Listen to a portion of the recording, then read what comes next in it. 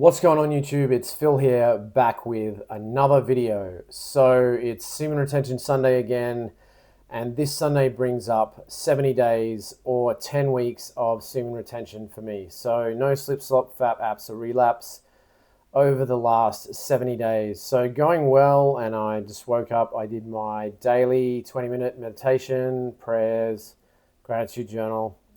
I just treated a friend of mine, so did a session with her. So she's just left, and I've got another friend coming soon. But I thought I'd do an update before he arrives, just to tell you what's been going on the last week. So it's been an interesting week, and I'll update you why. But just before I get into that, I've been praying over the last week, at least last week. I do my daily prayers, and I've been praying specifically for guidance on my life direction. And I was literally asking God, like, dear God, if I'm on the right path, give me a sign. And what I mean by that is in 2020, so a few years ago now, I completely changed the trajectory of my life. So I quit my job, my career in IT, which I've done for about 20 years. I had a spiritual shift. I got out of my long-term relationship, so my fiance at the time. So I got out of that relationship. Massive amount of change for me in a very short amount of time, including a big spiritual shift, going through addiction recovery, so S3X addiction recovery, seeing psychologists, going to programs, doing workshops, taking time off, doing body works, working on injuries, working on trauma, working through the S3X addiction stuff and problems around corn and all that stuff. But long story short, 2020 was when I had a massive change in my life. So I've been specifically praying for guidance about, am I on the right path with this? What I do now, which is like musculoskeletal therapy. That's what I do now. So I was specifically asking God for guidance on that. Like, give me a sign.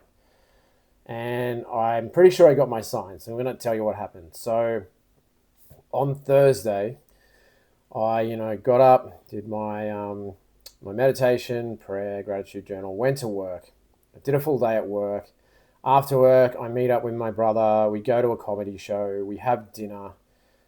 So by the time that's done with my brother, it's pretty late. So I'm driving back to his house, maybe 9:30. I leave his house. I'm driving towards my place on the highway. And, I'm pretty tired by this point, and I'd had a couple beers over dinner. I wasn't drunk or anything, but I was tired. I'd done a full day at work, had a big meal and everything, and I was a little bit distracted. And I was in the overtaking lane, so the right lane. It's a right lane. We drive on the left in Australia. In the States, everything's opposite. It's the southern hemisphere, so everything's opposite down here. So, but anyway, I'm in the right lane. I'm driving home. I'm not speeding or anything. I'm just doing the speed limit. Not too many other cars on the road because it's like almost 10 o'clock at night.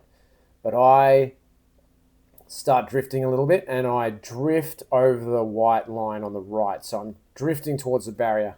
And I noticed this maybe a fraction of a second too late. So then I correct, but I overcorrect left. And then I started going to a bit of a fishtail skid, and I end up overcorrecting right. And I'm not sure exactly how many times I corrected and tried to right the skid, but I ended up overcorrecting too far to the right and lodged my car firmly into the guardrail of the highway on the right. So I smashed the car up on the right-hand side, and airbags went off. I'm pretty shocked.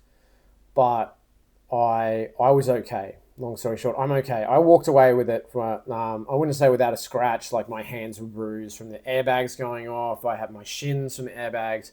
My knuckles are bruised. I've got some scratches and whatever on my arms from that. But apart from that, and a little bit of soreness in my neck where I sort of went boom and hit the guardrail. Apart from that, walked away from a high-speed collision unscathed. So that in itself, I'm extremely lucky that I walked away from that situation, from the crash itself, but I'm also lucky, no cars came up behind me and hit the car from behind, and no one, I didn't hit any other cars when I lost control of the car and sideswipe any other cars. So I was really lucky not to hit any other cars. It was a one car accident, so it was my fault. But extremely lucky no other cars are involved. Extremely lucky that I walked away unscathed, pretty much without a scratch, uninjured. And then, so I'd crashed, and I sort of realized, it was a bit of a shock, and then I'd oh shit, I've crashed. Am I okay? I'm like, yeah, pat myself down. I think I'm okay. Put the hazard lights on the car. And pretty much the moment I'd done that, there's a tow truck pulling up in my rearview mirror. And I'm just like, what the hell? Like, how did this guy get here? Like, there's no way someone could have called it. That's like too fast. And I thought, oh, maybe I've like been unconscious and I've like, or I don't know, I was in a bit of shock. So I was like, maybe he took longer, but it literally felt like a minute or two. Um, and then so I say to the guy, oh, like, dude, how did you get here so quick? And, he goes, no, I was driving behind you when it happened. I was just like a minute up the road.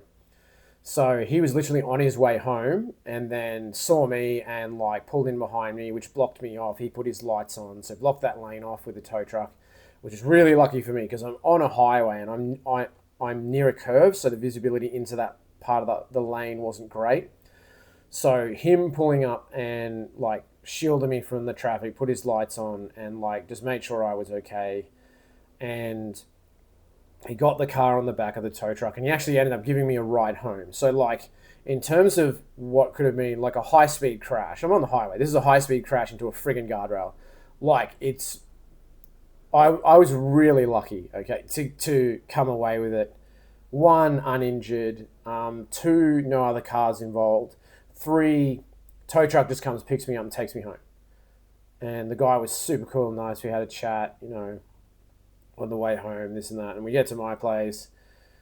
We get the car off the back, take some photos. He gets the details of the salvage yard to me and all that. And like, go indoors. I'm pretty shaken up.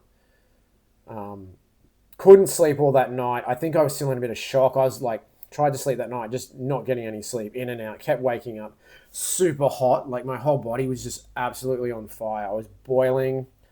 I couldn't sleep. I'm like basically naked under the covers and I was just super, super hot. And I think that was just the adrenaline or like flow on effects from the crash.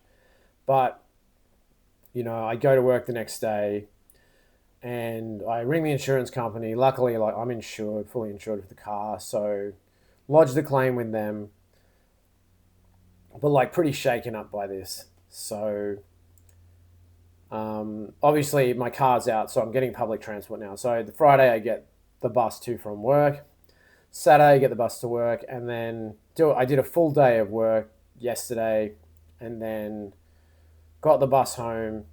Well, I got the bus from work to the bus station, and I'm trying to transfer at the bus station, but it's Saturday, it's a different timetable. They're doing maintenance on the network, whatever. So I looked at the second bus. The second bus was going to be like 20 minutes to arrive, and it was a stopping all stations bus. So it was going to take almost an hour to get from the last part, like the bus station to my place. And it's literally only like a 6 or 7 minute drive. It's not even far. It was just going to take me ages. And I was just like, oh, fuck it, man. I'm just going to call an Uber. It'll be like $10 and, I'll get home and it'll take like 6 minutes to get home. So that's what I did. So I call the Uber and, the Uber pulls up and the Uber is like my car. It's a white, the same color, same make, same model as my car.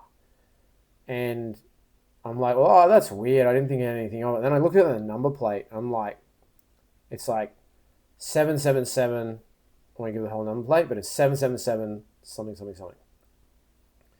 And I'm just like, oh, okay. Those are angel numbers. Like, I don't know much about angel numbers, but I know they're a thing.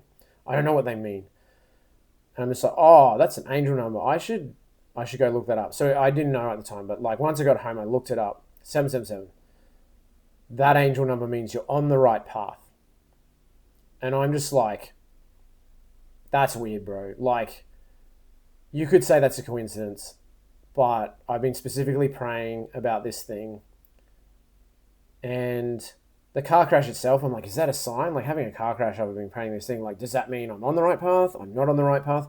I saw that the car crash was like, literally, it was a huge jolt, like physically, but also like spiritually. It's like God's like, I'm like,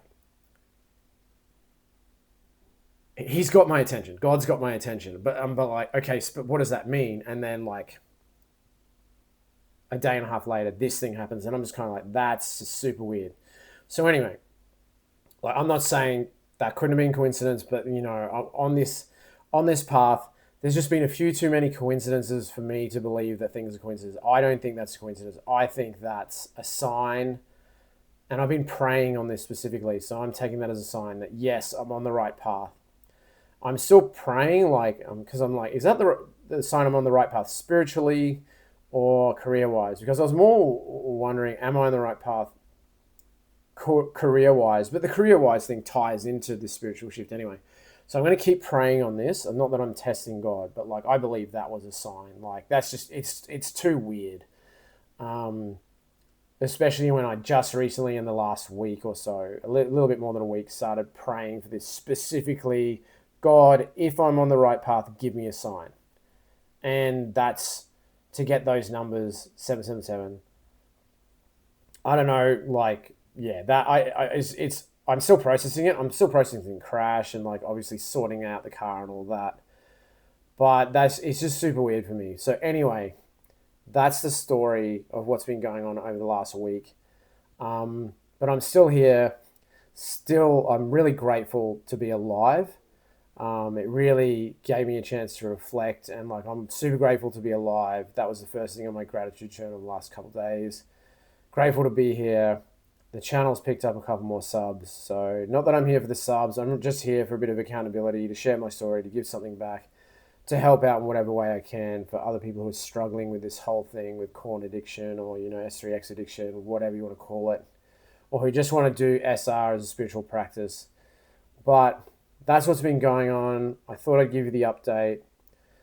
I don't want to make this video too long, but I've got my Bali retreat coming up the end of the month, so 25th to the 29th of July. I'm going to be in Bali, and when that 25th comes up, that's pretty much my 90 days of semen retention. So that was like my little reward to myself. So I'm doing a retreat. I'm doing a course for work, so I'm going to be learning while I'm over there, and also chilling, doing a bit of downtime. Spend some time by the beach. And it's winter here, so I'm going to be in the sunshine in Bali. So that's going to be awesome. But yeah, I'm just super grateful to be out of that situation unscathed. Like, in terms of what happened, probably the best possible outcome. Car's insured. I'm okay. No one else was hurt. I've taken something away. Like, I've learned something from the experience. And I think I got my sign that I asked for. So that's what's been going on.